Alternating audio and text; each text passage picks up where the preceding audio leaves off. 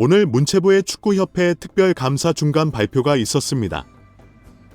청문회에서 이미 확인된 축구협회의 여러 비정상적인 문제점이 밝혀졌다고 공개되었습니다.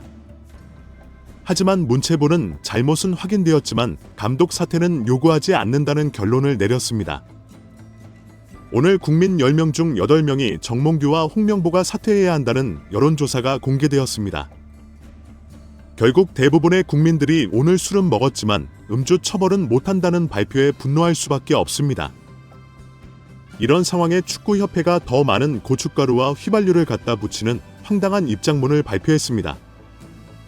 이쯤 되면 진짜 정부와 국민을 상대로 막가자는 것이라는 지적이 나오는 상황입니다. 체육계 대통령 이기은 정몽기 회장이 국회에서도 따박따박 대꾸하며 여유를 부리던 모습이 연상되는 막장 입장문이 나왔습니다. 축구협회는 이제 보니 축구협회의 감독 선임 관련 규정이 미비했다며 앞으로 미비점을 고치겠다는 식으로 장난치냐는 반응이 나올 정도의 반성도 살짝 인정했습니다. 하지만 결론은 문체부의 감사 결과를 받아들이지 않겠다는 입장을 분명히 하여 계속 맞서겠다는 태도를 보였습니다. 오는 10월 말에 예정된 최종 감사 발표도 순순히 인정할 리 없다는 것은 이미 예견된 태도입니다. 문체부는 오늘 발표한 홍명보와 클리스 감독 선임 과정뿐 아니라 비리 축구인의 기습 사면 및 철폐 파문, 천안 축구센터 보조금 집행 및 차입금 등에 대한 감사 결과를 모두 발표할 것으로 예고했습니다.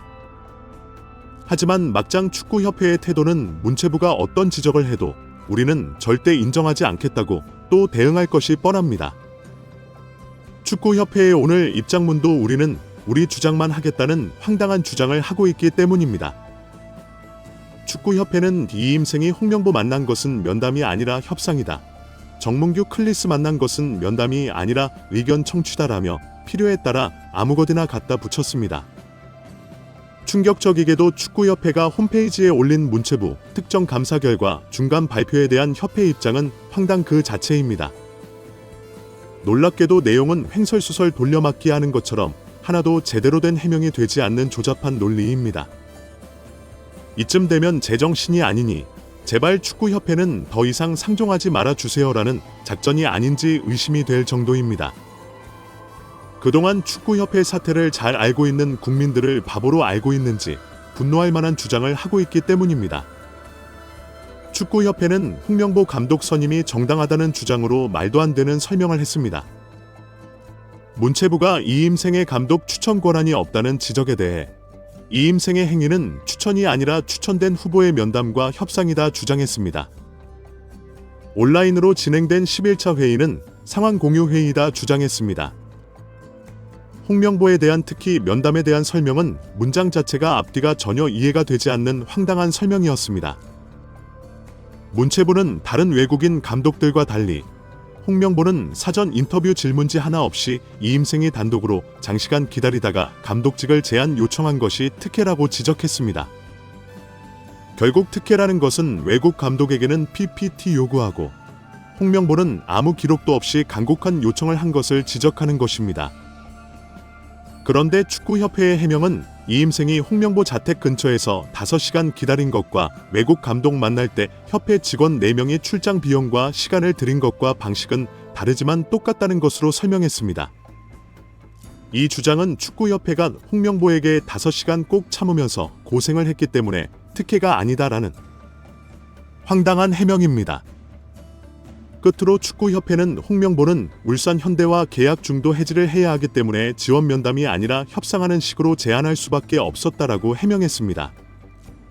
이런 말도 안 되는 논리를 해명문에 발표하는 축구협회의 의도는 우리는 이렇게 무식하고 막 나가는 조직이다. 차라리 상종하지 말고 우리 마음대로 살도록 내버려 달라는 목적으로 의심될 정도입니다. 이런 해명을 한 후에 축구협회는 사실 전력강화위원회는 조언과 자문을 하는 기구이다. 결정을 하는 의결기구가 아니다라고 설명했습니다. 10차 회의에서 감독 후보 추천을 한 것으로 역할을 끝냈다고 주장했습니다. 오늘 문체부가 협회장이 부당한 개입을 했다. 협회가 전력강화위원회를 무력화했다라고 지적했기 때문에 전력강화위원회는 애초부터 권한이 없는 자문기구일 뿐이라고 설명한 것입니다.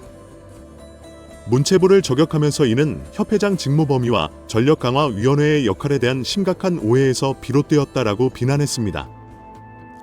이미 문체부가 구체적으로 설명했음에도 불구하고 문체부는 이해 능력이 심각하게 부족하다라고 반박한 것입니다. 축구협회는 클린스만 감독 선임 과정에 정몽규가 개입한 것이 잘못된 절차라는 지적에도 반박했습니다. 축구협회는 정 회장이 온라인 면담을 실시한 건 후보들의 이야기를 듣고 향후 대표팀 운영에 필요한 지원 사항 등을 묻고 청취하기 위한 것이라고 해명했습니다. 클린스만과 진행한 면담은 평가 심사가 아니라 협회장으로서 의견 청취한 것 정도라는 주장입니다.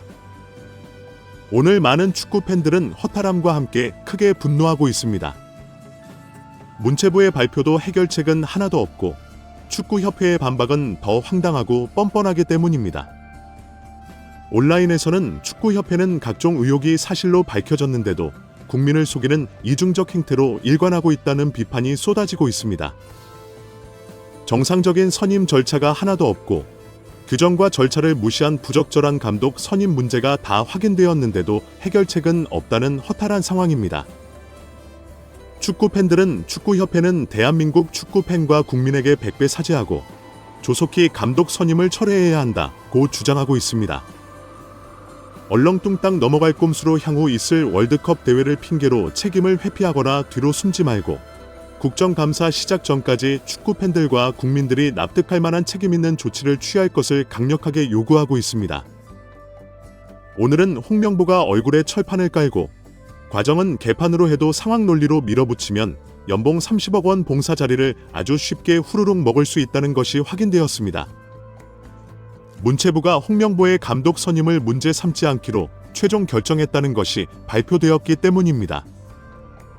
결국 정몽규, 김판곤, 홍명보가 딘생을 이렇게 풀면 다 한자리하고 권력을 누릴 수 있다는 것을 보여주었습니다.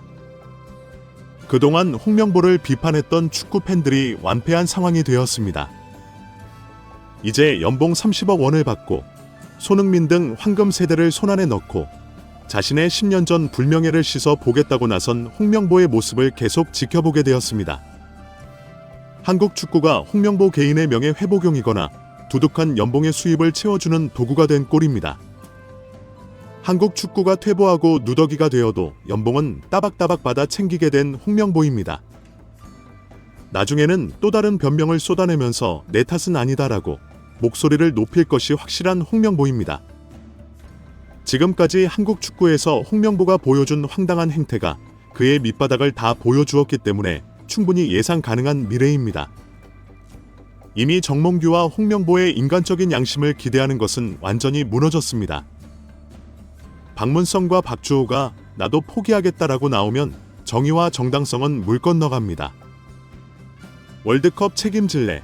라고 협박한 김판곤만 기세등등한 판입니다. 한국 축구를 위해 우리 모두 더 힘을 내봅시다. 댓글로 생각을 자유롭게 남겨주세요.